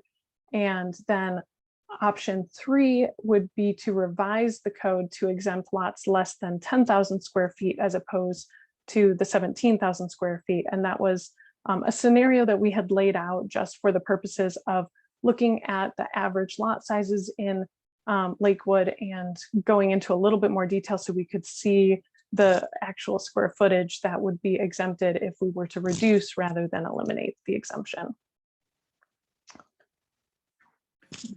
No And questions yet, no questions, so go ahead. Oh, Mr. Wagaman? Sorry, I was trying to get there faster, Don. Do we, okay, I think you need some kind of one of these rules. I don't know which is the best one, but I guess I look at if you got the root system of a tree that's breaking the foundation of your house, there ought to be some provision or method that allows you to take out that tree. And it could be planting 2 more or planting 1 more or something like that. Have we given any consideration to those kinds of issues? yes, yes. And I should clarify that just because the exemption is proposed to be removed does not mean that you wouldn't be able to remove trees. So it would be just that a permit process is also proposed by the ad hoc committee. And so there would be a process to remove trees as opposed to being allowed to remove any trees. So, and Courtney, I saw your hand had been up. If there's anything that you want to add on that. Yeah, I just simply wanted to offer to the commission that at this stage, if you have any direction that you'd like to provide specifically in the way of there's a certain option that wouldn't be your preference, now would certainly be an appropriate time to do so or to generate some of that discussion. Because again, by our next meeting, we hope to have this narrowed down from 3, hopefully down to 2, or maybe 1 option as we continue to move forward with the red lines. So if there's anything that jumps out as being concerning or that you have questions on that we could provide additional information, please feel free to share that now. That's all. Thanks, Alex. Okay, thank you. And Mr. did that Combs, answer your sorry, question? one more, Mr. Combs. I'd love to comment. I guess it depends on a lot of factors, one of them being what our recommendation is on the goal. So, you know, if you have a very aggressive goal, you might have more aggressive language in here. So I didn't want to chime in until we had gotten a little further. I know we ran out of time last time, so I'm trying to be very sensitive to you getting through all of the material. But I'll withhold my comments or questions until the end because I just don't want to eat into what you guys have. And Courtney, I appreciate you saying that. That's the reason I haven't spoken up yet. Okay, go ahead, continue on. Yeah, great. Alex, it might be worth saying that, you know, one of the ramifications about removing an exemption is just there would be additional permit reviews. And so based on the information that Alex presented at your last meeting, right now there's nearly 10,000 lots that would be exempt based on lot size alone.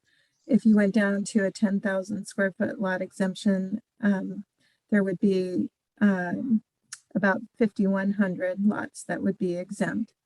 And then we took a look at a city of similar square miles and population, Redmond. It's not similar in terms of all demographic characteristics, but in terms of size and the potential for permits, it seemed worthwhile to look at. So they have on average they don't have a permit fee, but they do require review. And so they have about 400 or so permits a year. And if you were to take about 4 hours of review of each of the permits, that would be a little less than 1 full-time equivalent. It may be that not all permits would take that long and some might take longer. So just as a rule of thumb, just saying about 4 hours a permit. So. That's great. Thank you. And just to also include that we are going to cover permitting in our next meeting. So that's not part of our package today, but we will go into more depth on that in the next meeting.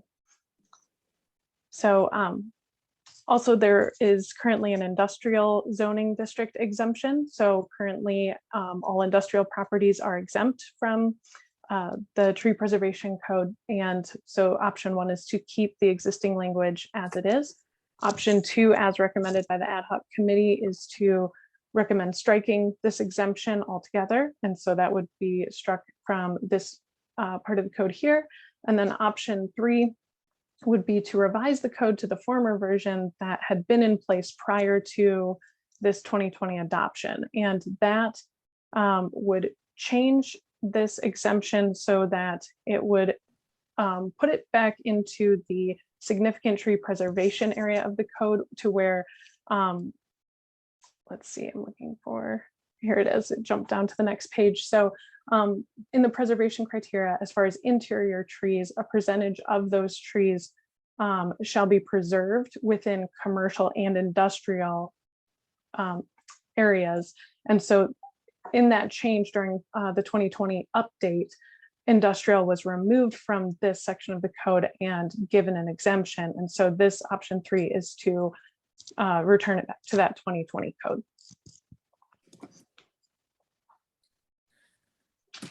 Anything else that you want to add, Lisa, on that? Yeah, I think in terms of staff time, I think Courtney and Dave could share more, but the staff is already spending quite a bit of time on these developments because even if they're exempt from the tree code, they're not exempt from the State Environmental Policy Act. So they already go through some amount of review, but having them subject to some set of common tree protection standards could help clarify the application of requirements. It could be a little bit more uniform. So it may, in some respects, help facilitate the review. So just wanted to mention that. Great, thank you. And then for key issue number 4, that's in reference to the easements and rights of way exemptions. So this exemption we covered in the last meeting as well. Currently, tree removal by a public agency or utility is exempt within the public right of way, although notification to the city is required prior to that maintenance or removal. And option 1 is to keep the existing code language as is.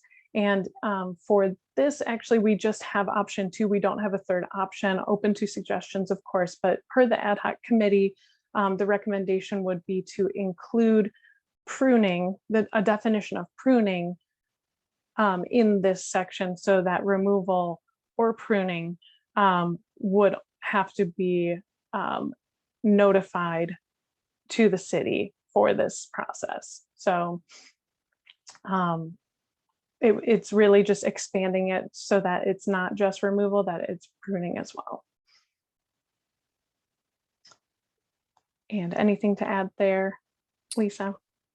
If there was a permit review process associated with this, it could increase, the staff review time. Depending, you have a number of special districts that provide services. You could,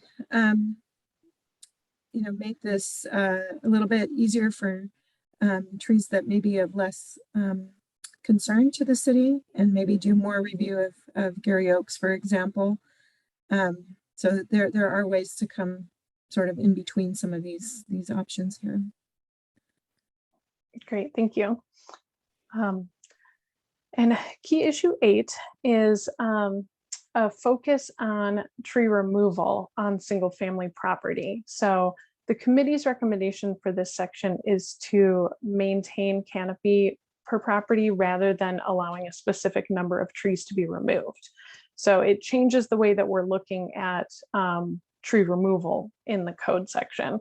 The committee voted to also require a permit for removal of significant trees from existing single family properties, and that no significant trees may be removed in critical areas or buffers, or if the tree is designated as a heritage tree. And we intend to go over permitting and heritage trees in our next meeting. So that's something that we won't be going over today. But So you can see that the existing code language is focused on a maximum number of significant trees to be allowed to be removed from various sizes of properties within 1 year and within 5 years.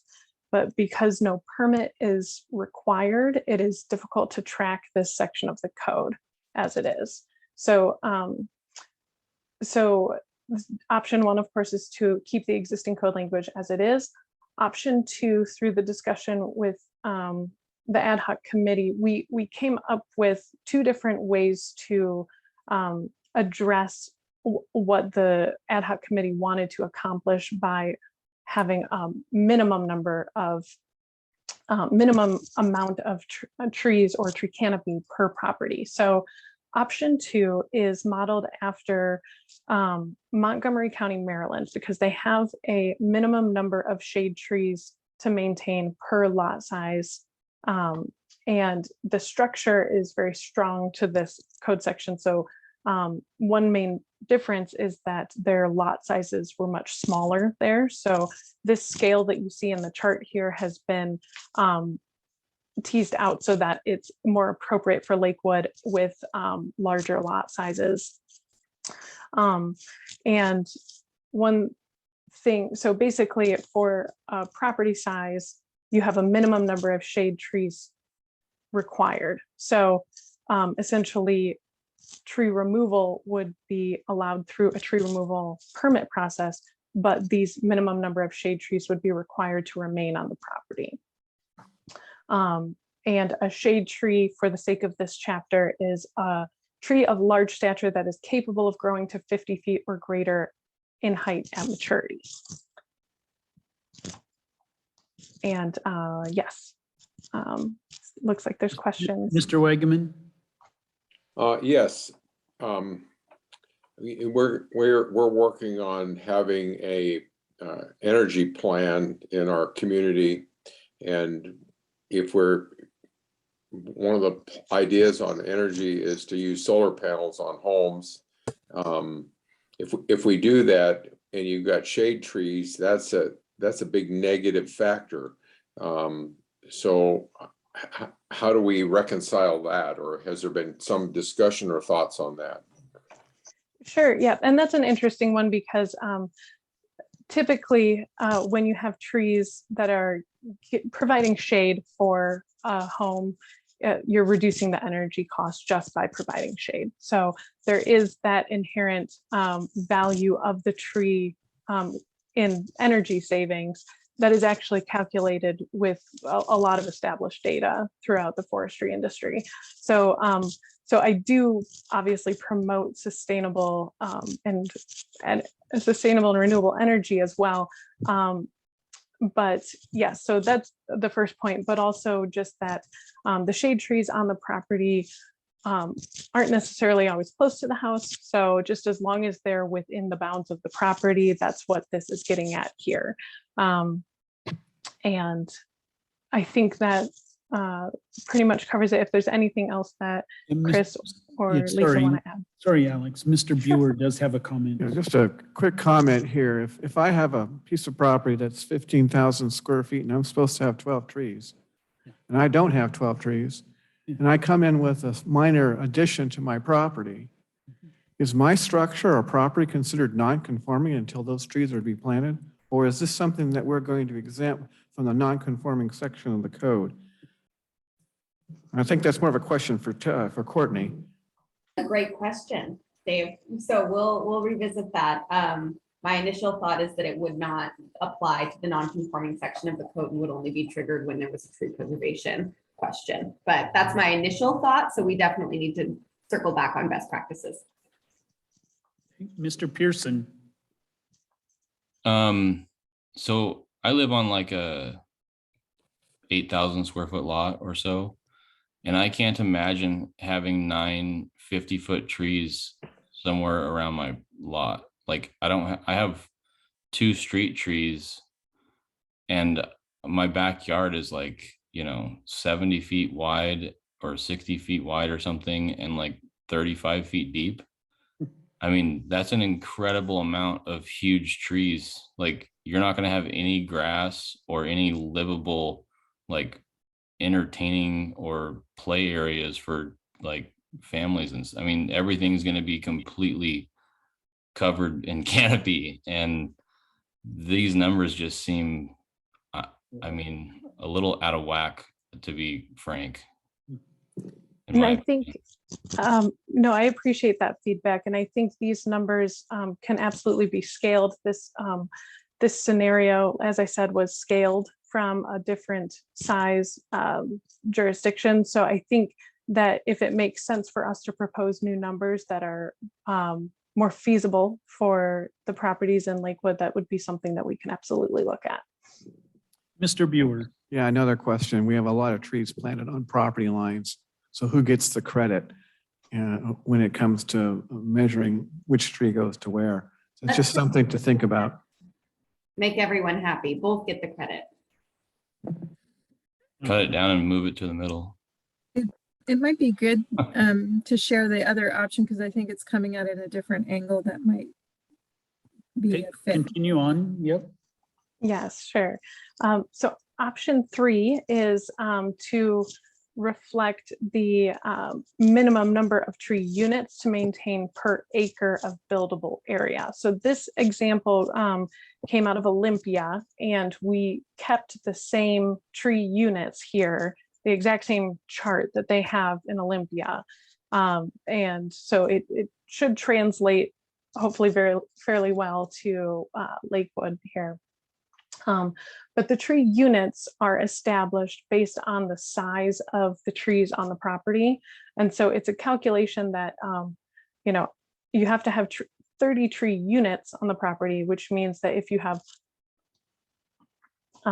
2 40-inch trees, then you have your 15 tree units per tree. And so that equals 30 tree units. And that is per acre of buildable area. So, so that would be not including the setbacks, I'm assuming. So it would just be reduced to the buildable area of the property. Okay, thank you. I have no other further questions. So is this conclude your?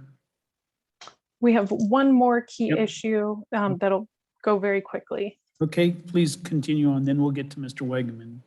Okay, so replacement is structured very similarly to the last key issue in that we would be using the same structure. Option 2 uses the same structure as option 2 in the last category to maintain a minimum ratio of tree canopy based on minimum number of shade trees.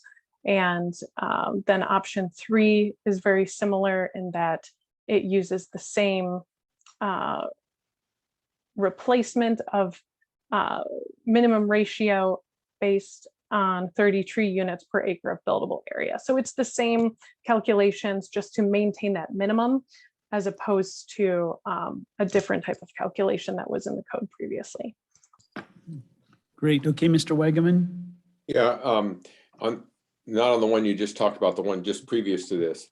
You talked about, 30 tree units, I guess. And so if you had 2 big trees and they had the 15 per each, then life is good. But what happens if a big wind comes up and takes one down? Then what happens? And I guess you're going to cover that next time when we talk about replacement. Is that? So this would be the replacement would be also to maintain 30 tree units. So that would be to establish a 30 tree units on your property using this chart. So then you'd have to plant a bunch of little ones and then whack a few off as they start to get into the size they need to be. Sorry, I'm scrolling down to this section. So replacement trees are worth 1 tree unit unless modified or superseded by the director. To maintain tree density, the property owner is required to submit a replacement plan meeting the tree density requirements. So. Okay. Thank you.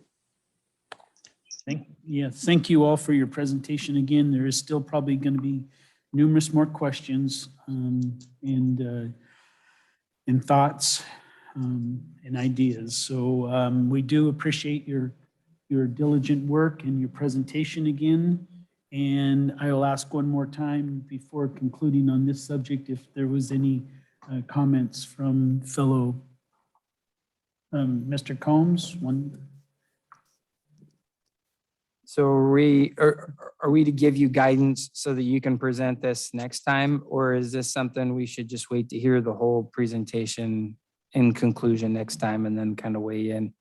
So our intention was that the guidance given tonight would help to frame our future red line versions for kind of phase two. The way that we coupled these key issues was this first round surrounded a lot on the policies themselves. And then next time you'll receive a presentation on what it's going to take to make these red line recommendations a reality in terms of permitting, what the Heritage Tree Program would look like, incentives. But if we could talk about some of the key issues specifically surrounding canopy goal and perhaps the direction on exemptions, that would be very helpful for us to prepare for our next meeting. I did not hear if there was a meeting finalized for next Wednesday, but we certainly can continue this conversation then, if that would be better. And, but yes. Sorry, Ms. Burnell, I'd like to interject just a few things, if I could, before Mr. Combs proceeds. This is, you know, the ad hoc committee had how many weeks, how many hours, all those things. This is impossible, I think, to come give this presentation and then try to give a recommendation, comments instantly without some thought and thoroughness to digest it on my behalf. I suggest that instead of going for, this could last another hour or so just to go through some of these things that you're asking us, you know, it would behoove us, I think, if the fellow commissioners would have some comments into what you're requesting, 1, 2, or 3 choices. We could submit those things, you know, online to you, so you'll have them whatever way. But tonight, I don't think it's at our best interest to sit here and try to digest this information presented on a timely manner. So that's my recommendation. I don't know if fellow commissioners agree with me or not. Mr. Pearson. Yeah, I would agree. I think that, you know, maybe the way to treat this is similar to the, oh gosh, the study session or the homework assignments that we had from Mr. Buer. And, you know, each commissioner send, you know, one item that they would strike out on each of the 9 items here, and then city staff could compile, you know, if there's a unanimous vote that, you know, we all struck out option 3 on, you know, task 7 or whatever, then anyway, that would be, yeah, I would agree. It's a lot to, I would definitely expect that we'd be here for at least another hour to try to remove one item from yeah, each of these. Thank you, Mr. Pearson, for your comments. Now, Mr. Combs, sorry to cut you off. Oh, that's okay. That's okay. I think I have more questions than answers, honestly. And so I appreciate the presentation and material. I like that we're trying to condense this and make this recommendation manageable so it's easy to digest. But I think, the chairman said, it's a lot to respond to in just a brief amount of time. So I would agree. Probably makes some sense for us to go back and look at this some more. You know, this is important to all of us, and we want to do it right. The last thing we want to do is shoot it all down because it doesn't jive at all, or pass something that is not practical or achievable at all. So trying to right size it, I think is, you know, to get the best solution, I think it's worth putting a little bit more time in, unless there's something we're running up the clock against. And I'm not sure that there is. And I would see if city staff also might be able to weigh in on some of the feasibility of these. I don't know, but last time we talked about a few of these, the practicality about public right of way, pruning trees, the cost. I think that, you know, I want to be able to do some of these things and try and figure out the way to make it happen. Yet at the same time, I don't want to make the city buy a Tesla semi to do something that, you know, a lithium ion, you know, car can do, or even a lawnmower. So I want to find that right size. And so hopefully that comes across the right way, that we want to try and be part of this. Also, one question that I would love to hear, you know, what we're trying to solve for. And I keep hearing the tree canopy. And is it the social equity? Is that what it is we're chasing on this? And if so, are we accomplishing it with these changes? And or is it just a beautification of the city? Because that is something that I think might be approached differently too. But those are the things that would be helpful for me. And I don't need to get my answers tonight. We can obviously take them offline. Mr. Parsons. Yeah, I think Mr. Combs, thanks for saying that at the end there. That's kind of where my head is, I think, with everybody else. I would still like to hear all of what we're talking about and really get a sense of the overall picture and go through the other areas and other presentation, so that we can really bring this together and make sure we're not just ad hoc doing these one-off things. So we have a total plan, which I think, thanks to everybody who's done hard work on this, I think there is a plan. But from my perspective, I still don't think I understand everything and how it works together. And so really getting that sense and having that and then letting that digest would be very helpful for me to really get on the same page there to make sure we can get these into the right recommendations. Thank you. Mr. Lisa, you had a hand up as well. I wanted to mention too that the ad hoc committee report was in your packet, and I think you'll see that in some cases their recommendations are fairly specific, but in other cases, such as tree replacement, they give suggestions on a direction, you know, to maintain a percentage of tree canopy per property, but they didn't say, here's the number we think, you know, you need. So I would say that reviewing that might be helpful as well. And we brought forward some ideas that show a range of ideas on how you could accomplish that. But wanted to mention not everything is spelled out with numbers in their recommendations. Great. Thank you, Lisa. I appreciate it. Seeing no other questions, Ms. Burnell, any last things that you know, how should we submit, or can you just recap? First off, Chair, thank you so much for that suggestion. I think that that's a great direction to move, is to allow all of you to digest. And then if you're able to give feedback, is there a meeting scheduled for next Wednesday? I'll start there. It's something that we're going to speak about in a few minutes, Courtney. Okay, so based on that, I think that that's going to be what determines my next step recommendation. So if we could start there. Okay, we'll do that. We'll take, yes, Ms. Spear. Go ahead. Go ahead. No, go ahead. Okay, well, talking about the schedule, if you're ready to begin that conversation. In the normal cycle of things, you would have 2 meetings a month, meaning June 15th would be your next meeting, and then it would be July 6th, July 20th, and then the month of August would be off. There's a couple of options, and we've talked about already through email and then here tonight, potentially adding a third meeting in the months of June and July in order to be able to wrap up a number of items by the end of July and then still have August off.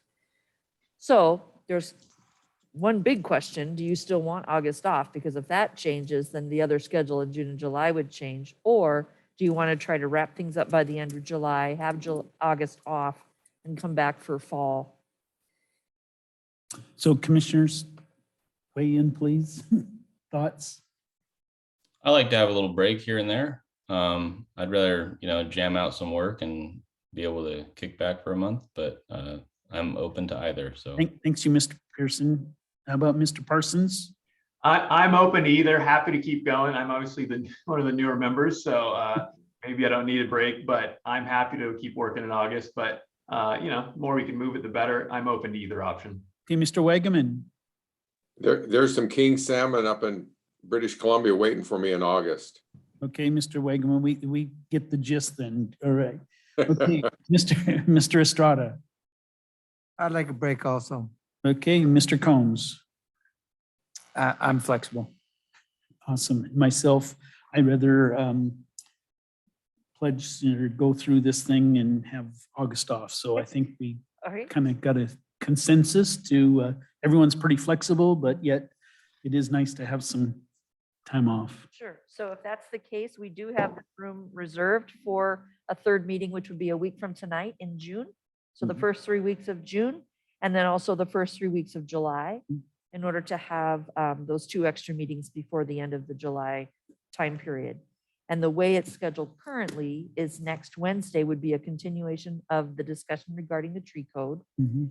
On the 15th would be action on your 2022 comprehensive plan, continuing conversation about the tree code. And then if there's time and interest, we would start the review of the downtown sub-area plan that has to happen every 2 years.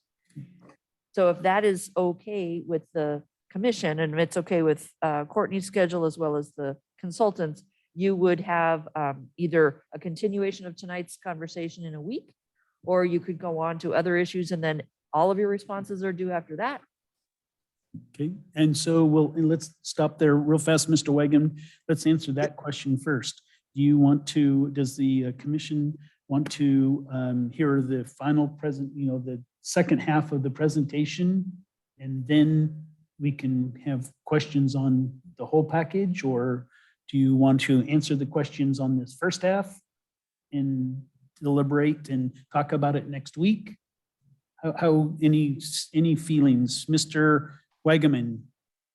Okay, to answer your question, Don, on that, I would just soon have the second presentation and then we've got the whole thing to look at. That makes Okay. more sense to me. And then as far as when meetings go and all those things, if Ms. Spear could send us a good schedule so that I almost missed tonight because I'm going, man, not the first Wednesday of the month, and then it is the first Wednesday. So Yep, I'm we'll getting give- old. We'll give you staff will definitely send the confirmation of all the dates. And Mr. Pearson? Yeah, I mean, I think that we kind of already have quite a bit of information to go through right now. So, I mean, we might be sharper on this first half of the, rather than, break it up into a couple of pieces, but I'm flexible for either, but I think that we have quite a bit of information to chew on. So Thank you, Mr. Parsons. I'd prefer to hear everything, but flexible. Okay, Mr. Estrada? Same, Mr. Combs, Don Daniels. So let's plan for next week to do the second half of the presentation. And if you have comments on the first, you can definitely send it to Ms. Brunel between now and next Wednesday. She'll accumulate, I'm sure, those responses and ideas.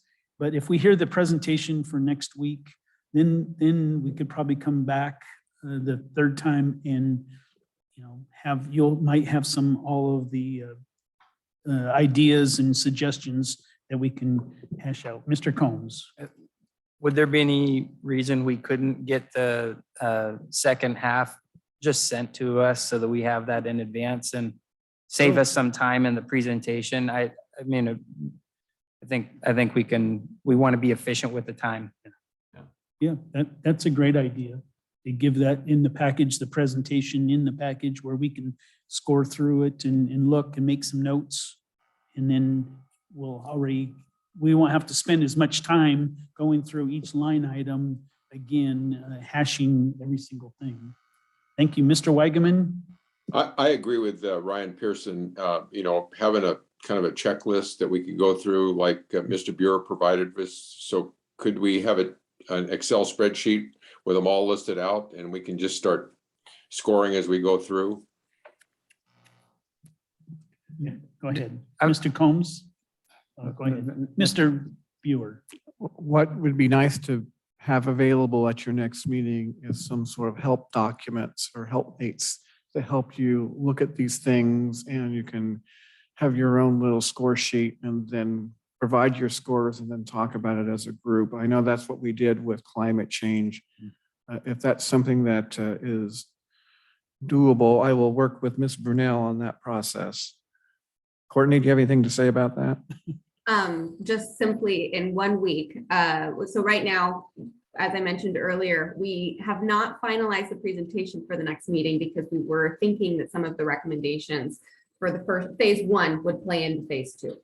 But we are asking for a very large task from your group, which we recognize. And that is to hopefully have a public hearing on July 6th and recommendations by the end of July. So with that, I will circle with Alex and Lisa. Lisa is unfortunately not available on the 8th, but I believe Alex is, and she and I will be able to present what we can. I cannot guarantee that you're going to get it earlier than what's required by OPMA, which is 24 hours in advance, but we will do our very best to get you as much information as we can ahead of time. In the meantime, please look at the packet again that was presented this evening. And if you have any feedback on that sooner rather than later, happy to receive that. And then we can, at minimum, continue that conversation and add on the other items at our next meeting on Wednesday, and then hopefully be on track on the 15th with a nice red line for at least a portion of the code. Thank you so much. And I just want to conclude on this tree deal. I want to thank Mr. Wagaman. It was like an aha moment when he mentioned about trees and the impact of maybe on foundations and stuff.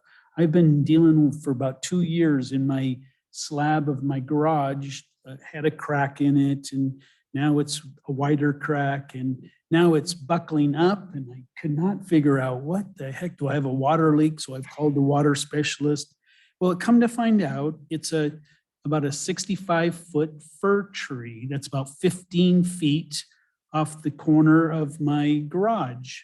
And the roots are going underneath that slab and buckling up. Well, thanks, Mr. Wagaman, it's about a $2,000 fix.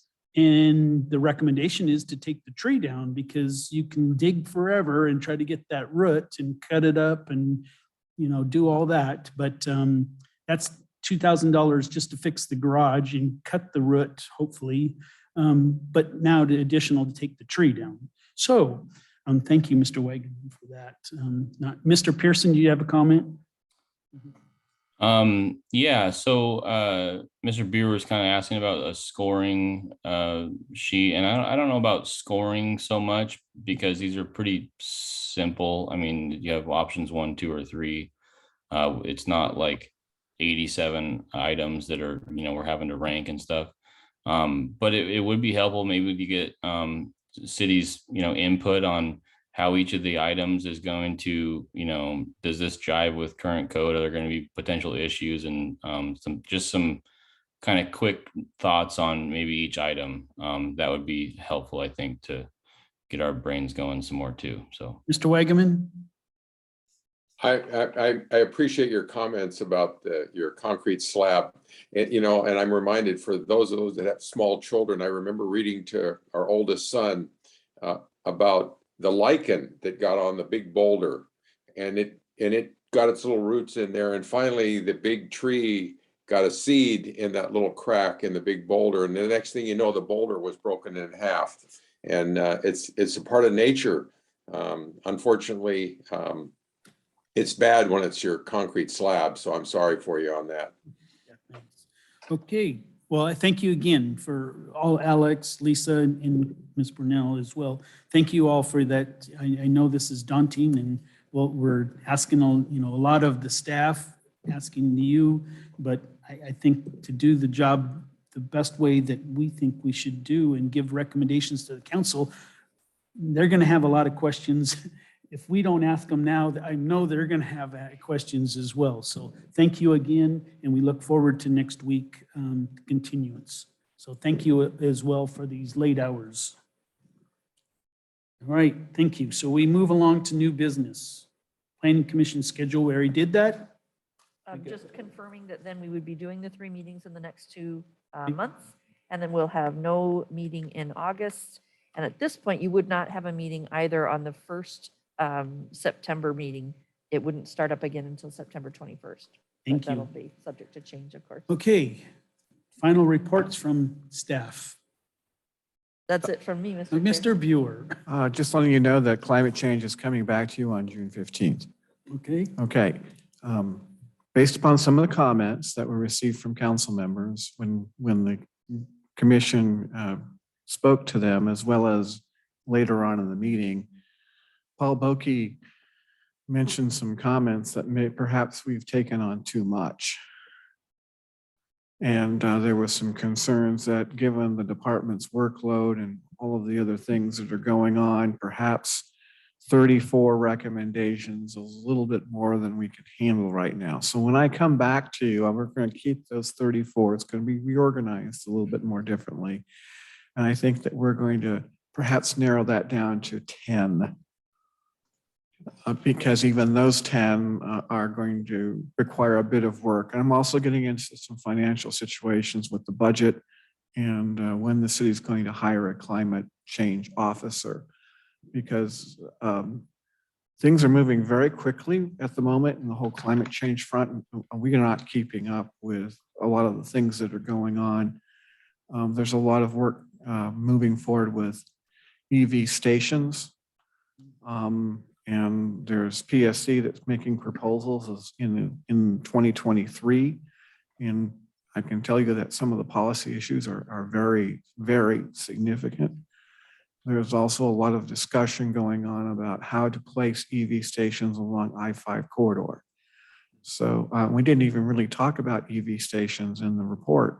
So that's something new. And it seems like there's always something new moving forward with this, that what was maybe number 84 is all of a sudden done. And we're going, what happened? And that's when the Department of Health did their health disparities mapping. And another thing that came out with the climate perception report is the community really wants to support community gardens. And that was something that we dropped from consideration. So some of that's going to pop up. And I think some of these other things will fall into a lesser category. So if you see a different format, I just want to let you know up front. Great, thank you. Mr. Combs. It sounds like when you do that, we'll be able to see where it's changed. So that's easy enough. Yes. I was gonna ask the question, getting back to the ad hoc committee for the trees. And Ms. Brunel is on. I'm curious, what is the timeline?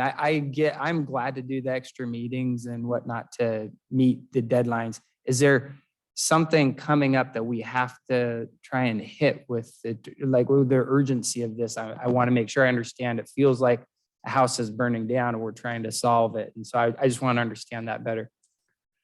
Courtney, do you want to go first and I'll add my piece? Yeah, I would be happy to. So at the beginning of, end of last year, there was a call to action by the city council due to a public outcry really surrounding several projects, infill development projects taking place throughout the city. And when they originally assigned our department this task, we were asked to complete it before the budget cycle in order to respond to this urgency voiced by the community. Part of that, there was also some other workings regarding a moratorium and some other policy issues that the council chose to not review at that time or move forward at that time, and instead wanted to fast track the tree code update. And so with that, we had those 7 ad hoc committee meetings between March and end of April. The committee met every other week. And I think the intention was that the board or the ad hoc committee would be able to come up with recommendations that would streamline the process to come up with a red line version of the code. I will say that at the end of the meetings, some of the diverse representation that was originally appointed did not attend the final meetings when the ad hoc committee actually came up with recommendations. So the recommendations that you received, I think, came across potentially as being slightly skewed towards one direction. And so now with the options that we've presented, we've made an effort to kind of bring it back to some of the conversations that were had during those ad hoc committee meetings that maybe weren't represented in those final recommendations.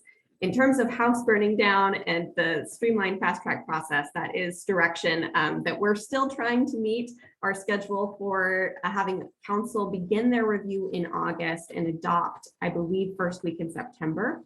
And we have now sent out a citywide postcard advertising a planning commission public hearing for the first week in July. Now, we can have a couple variations of the code ready to present at that public hearing to receive feedback on. It doesn't need to be completely signed, sealed, and delivered if we do need a couple more meetings.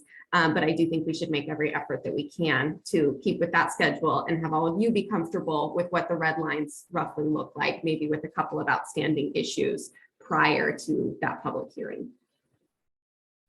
If I can just add a little bit more to that, the city manager's direction to me is see if you can get this done before the council starts budget process. Because usually they meet multiple meetings throughout September and October. And he would like to make sure that there is time reserved that they have for budget review. That may not happen, and it becomes what it is. And so there might be some conflicts, but that will ultimately be up to the city council to resolve. I think we'll do our best to move it forward until the commission says, no, you're pushing too hard. We need to back off and spend some more time on this. That's fine. I just need to know your direction so I can report it back to the city manager and we can plan accordingly. Great. Does that answer, Mr. Combs? Yeah, I mean, it sounds like it's a high priority for the city council. And so we want to respect that and try and meet the deadline. There's so many questions related to that specifically. I mean, we're talking about it for the budget and we don't even know all the cost implications. And so feel like we've got a long ways to go in a very short amount of time. If you feel like you're being squeezed, just tell us and we'll slow it down. I'd like to say, let's hold those comments until after the second presentation that we have. Okay.